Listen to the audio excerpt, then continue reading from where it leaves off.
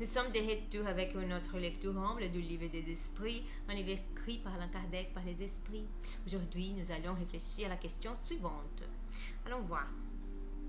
Question 399. Les vicissitudes de la vie corporelle étant à la fois une expiation pour les fautes passées et des épreuves pour l'avenir, s'ensuit-il que, de la nature des vicissitudes, de ces vicissitudes, on puisse en induire le genre de l'existence antérieure? Réponse. Très souvent, puisque chacun est puni par où il a péché. Cependant, il ne faudrait pas en faire une règle absolue. Les tendances instinctives sont un indice plus certain car les épreuves que subit l'esprit sont autant pour l'avenir que pour le passé. Alors, il y a un texte au-dessous par Kardec.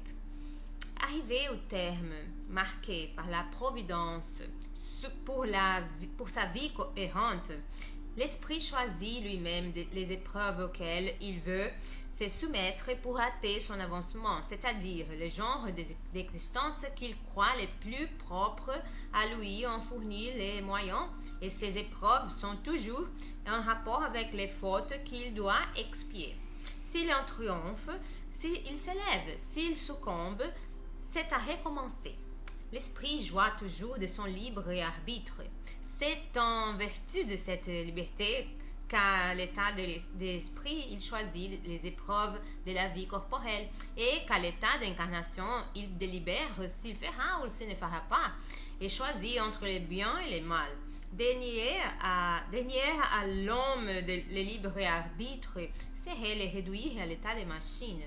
Rentré dans la vie corporelle, l'esprit perd momentanément les souvenirs de ses existences antérieures, comme si un voile les lui dérobait.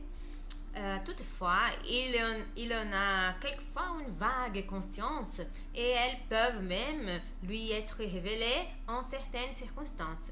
Mais alors, ce n'est que par la volonté des esprits supérieurs qu'ils les font spontanément dans un but utile, et jamais pour satisfaire une vaine curiosité. Les existences futures ne peuvent être révélées dans aucun cas, car par la raison qu'elles dépendent de la manière dont on accomplit l'existence présente et du choix ultérieur de l'esprit. L'oubli des fautes commises n'est pas un obstacle à l'amélioration de l'esprit, car s'il n'en a pas un souvenir précis, la connaissance qu'il en avait à l'état errant et les désirs qu'il a conçus de les réparer, les guide par intuition et lui donne la pensée de résister au mal. Cette pensée est la voie de la conscience, dans laquelle il est secondé par les esprits qui l'assistent s'il écoute les bonnes inspirations qu'il lui suggère.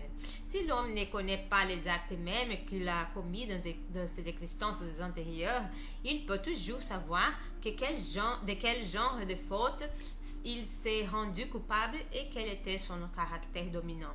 Il lui suffit de s'étudier lui-même et il peut juger de ce qu'il a été, non parce qu'il est, mais par ses tendances. Les vicissitudes de la vie corporelle sont à la fois une expiation pour les fautes passées et des épreuves pour l'avenir. Elles nous épurent et nous élèvent selon que nous les subissons avec résignation et sans murmure.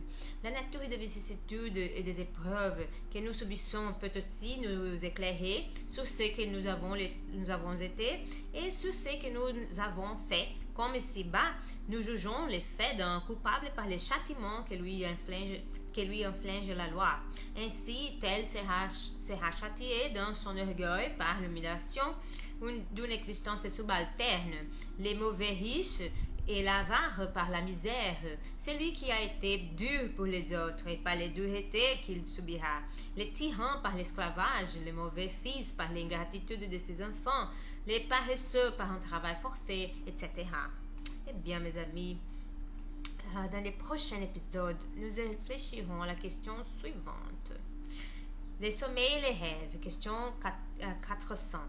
L'esprit incarné demeure-t-il volontiers sous son enveloppe corporelle?